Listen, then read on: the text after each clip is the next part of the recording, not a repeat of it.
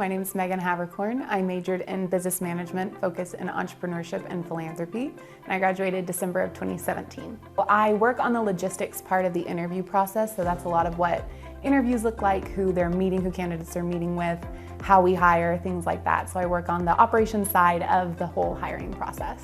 And I'll be doing that in London, focused kind of on our European, Africa, and Middle East hiring.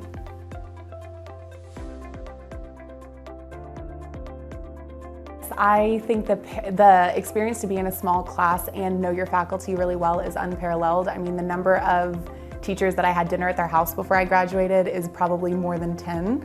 So that really helped me a lot in the confidence building to go out and get these jobs, but also the mentorship and the experience. When I was interviewing, I met with some of my professors to talk about how to prep for that and things like that. So I think that the knowledge and the familiarity with the faculty and staff here really helped a lot in contributing to the career that I was able to go into.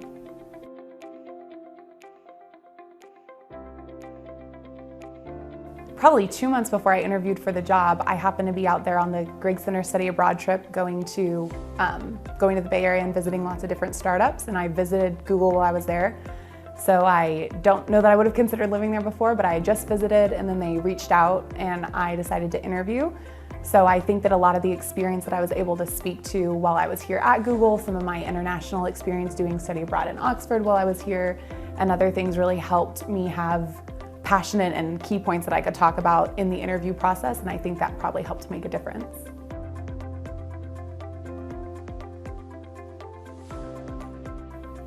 I would say something I always say to students if I get the chance to talk with them, and sometimes I get to host them in California when the Griggs Center still comes, but I would say have something on your resume that you really are passionate talking about. So whether that is a student project that you're doing or a class project or maybe a student job, I know a lot of students work on campus, or an internship that you're a part of, it's really great to have something on your resume that you're excited to talk about, and I think that really shows in the interview process.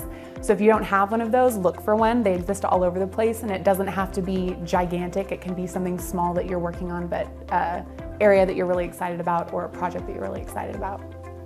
I would say don't be afraid to apply for the job, because the worst thing that could happen is you'll get rejected from it. And that, I think, when Google first reached out, and sources reach out to tons of people, so when they first reached out to me, I was like, I don't even know that I should apply. I don't feel like that's a job I'm gonna end up in, but I went ahead and did it with the encouragement from some professors, and I think that that is so critical, because you might think I don't know that I'm prepared for that, I don't know if I can make that big step, but the thing is, you can, and if there's something that college really teaches you, and especially ACU, I think it's how to adapt. And so that's something you learn a lot at college, is how to learn quickly and how to adapt to different situations. So even if you might not have every tool in your tool belt that you already need, you can certainly learn those.